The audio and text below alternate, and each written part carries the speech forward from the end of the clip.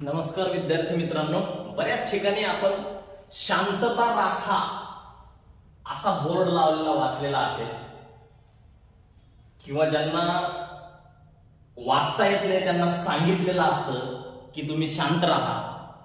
जर दवाखाना आहे, हॉस्पिटल किंवा शैक्षणिक क्षेत्र आहे किंवा एखादं परीक्षा केंद्र आहे, कॉलेज आहे, शाळा आहे आणि इतर कोणतं मंदिर आहे, तत्सम इतर कोणत्याही ठिकाणी शांतता राखा असे बोर्ड लावलेले असतात किंवा लोकांना सांगितलं जातं की शांतता राखा. शांततेचं महत्व काय आहे? शांतता असेल तर माणसाला एक मानसिक समाधान असतं, शांतता असते. गोंगाट असेल, धिंगाणा असेल, आवाज असेल, कर्कश आवाज होत असतील तर माणूस डिस्टर्ब होतो. त्याचे परिणाम म्हणून माणसाला ब्लड प्रेशर सुद्धा होऊ शकतं, हे त्याचे परिणाम आहेत. किंवा कॉन्सन्ट्रेशन, एखादा अभ्यास करत आहे, काही महत्वाचं काम करत आहे, काही लिखाण करत आहे किंवा इतर कोणत्या कामामध्ये मग्न आहे तर त्या आवाजामुळे तो डिस्टर्ब होऊन त्याचं लक्ष विचलित होऊ शकतं. किंवा एखादी महिला प्रेग्नेंट आहे, गरोदर महिला, तर तिचं अबॉर्शन देखील होण्याची शक्यता असते जर आवाज वाढला तर. डीफनेस म्हणजेच माणूस बहिरा होऊ शकतो एका विशिष्ट आवाजाच्या लिमिटच्या बाहेर. म्हणजे दिवसा 75 डेसिबल पेक्षा कमी आणि रात्री 70 डेसिबल पेक्षा जास्त जर आवाज, कर्कश आवाज होत असेल तर माणसाला बहिरेपणा सुद्धा येऊ शकतो. ठीक आहे, मग या संबंधित काही कायदा आहे का, नियम आहे का? मला हा व्हिडिओ बनवण्याची आयडिया कुठं आली मी तुम्हाला सर्वात प्रथम हे सांगतो. 1, 2, 3 दिवस, 1 महिना, 2 महिने, 4 महिने, 5 महिने, वर्ष, 2 वर्ष, 4 वर्ष सहन केल्याच्या नंतर आता मला लक्षात आलं की आपण हे लोकांना सांगायला पाहिजे. माझ्यासारखाच त्रास इतरांना देखील होत असेल, म्हणजे त्रासाचं काय हो, मी काय मेलो नाही त्याच्याने किंवा तुम्ही देखील मरणार नाही. पण काही गोष्टी काही लोकांना सेन्स नसतो, नॉन सेन्स लोकांसाठी हा खास करून व्हिडिओ बनवलेला आहे. त्यांच्यापर्यंत तुम्ही पोहोचवा तुमच्या माध्यमातून. हे मला कुठं लक्षात आलं की ट्रॅफिक सिग्नल वरती आपण जिथे थांबलेलो असतो ना, मोटरसायकल घेऊन, कार घेऊन, कारवाल्यांचं ठीक आहे, कार काच बंद असतात त्यांना आवाज येत नाही, टू व्हीलर वाले जेवढे कोणी आहे ते आपण ट्रॅफिक सिग्नल वरती थांबलेलो असतो ना, त्या ट्रॅफिक सिग्नल वरती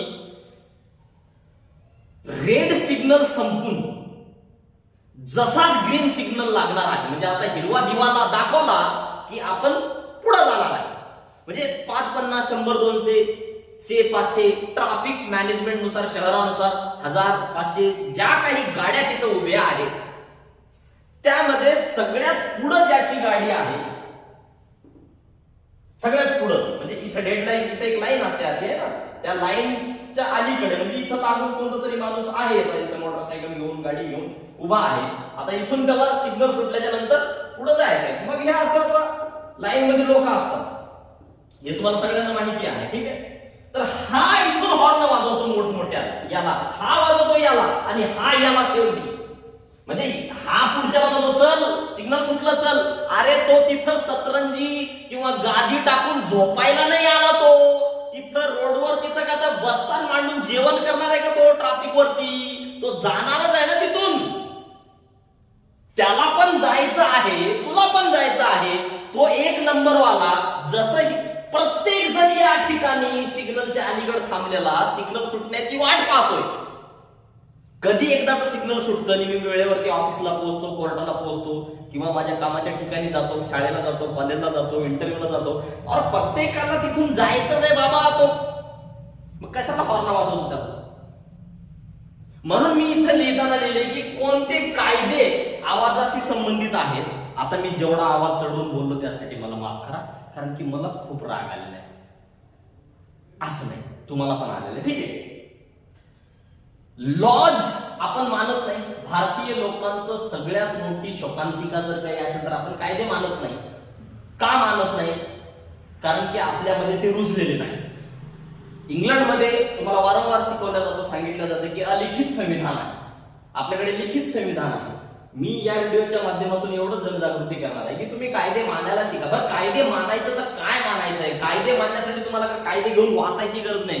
law is nothing but a common sense, म्हणजेच तो आपल्या सामान्य बुद्धीचा प्रश्न आहे. आपल्याला कळतं इथं बोंबलू नये, आवाज वाढवू नये किंवा हॉर्न वाजवू नये. त्याला कशाला हॉर्न वाजवायचं, तो जाणारच आहे. किंवा दवाखान्याच्या ठिकाणी अशा ठिकाणी आवाज करू नये. मग कायदे आहेत आपल्याकडे, कायदे भरपूर आहेत. Prevention and control of pollution act 1981 या कायद्याअंतर्गत सुद्धा आवाज करणे प्रतिबंधित आहे. त्यासोबतच आपला जो जनरल कायदा आतापर्यंत भारतीय दंड संहिता म्हणून ज्याला आपण इंडियन पिनल कोड ओळखत होतो, जे आता नवीन 2023 ला रिप्लेस करून पार्लिमेंटनं नवीन कायदा बनवलेला भारतीय न्याय संहिता 2023, याचं कलम 268, 287, 288, 290, 291 आणि 294 आवाज करणाऱ्यांना शिक्षा प्रदान करतात. ठीक आहे. यासोबतच आणखी एक कलम आहे सीआरपीसी, यानी जुना जो सीआरपीसी होता, भारतीय नागरी सुरक्षा संहिता, याचं कलम 133. यानुसार